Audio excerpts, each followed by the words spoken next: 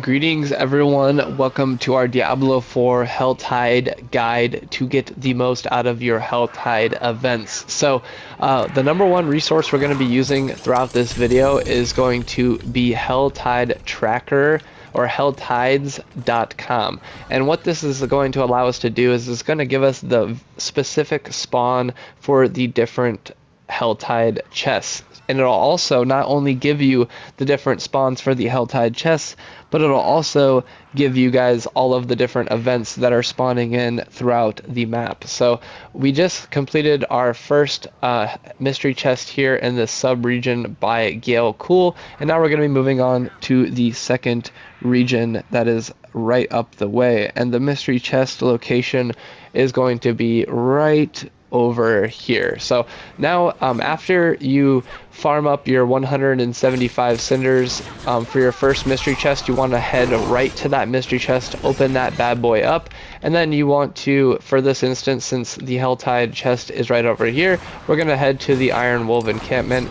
And that's when we're going to, because it'll just put us right closer to that way you don't have to waste time riding around on your horse, and you can just, you know, get to the chest quicker, because the name of the game during these Helltides is speed. You want to be able to clear enemies as quickly as humanly possible to get as many cinders as possible. So you want to be doing events, you want to be taking down bosses, you want to be basically doing everything that you can to get the most cinders as quickly as possible.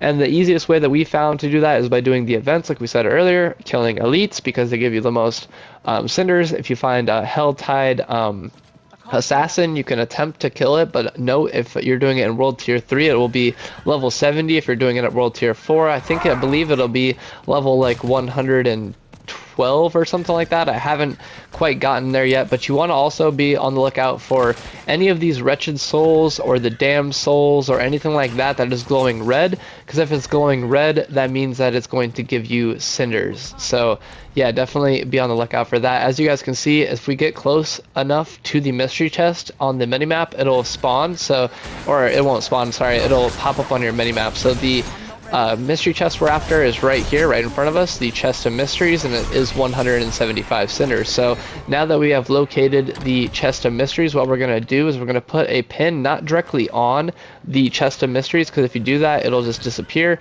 Put your pin somewhere close, and then at this point, what you want to be doing is you want to be looking around for various events. You want to be looking around for big groups of enemies, you know, elite spawns, stuff like that. That way you can farm the most amount of cinders as possible. You also want to be on the lookout for fiend roses, because those can only be obtained in Helltide events. So let's say you come up on a big group of enemies here, and let's say this was an elite. You want to dismount off your horse, clear these guys as quickly as possible, and get your cinders up, and then move on to the next pack. You want to avoid these things at all costs. You want to avoid getting dismounted off your horse by enemies or by meteors, because then it takes 30 seconds for you to get back on your horse again. You also really want to avoid, if you're under leveled, taking on the Helltide assassin, because if you do take on that Helltide assassin and you're very under geared or under leveled, it'll definitely kill you, because like I said earlier, it is a very high level compared to the level that you are. And note, when you are farming in Helltides, the enemies are always going to be 2 levels higher than your own. So for this instance, we are level 62, so the enemies in the Helltide event are going to be level 64. Here's one of the Fiend Roses. Not only did they give you the actual resource of the Fiend Rose itself, but they also drop these cinders. So yeah, be on the lookout for those. Other than that though, that's pretty much all the tips we have for you here.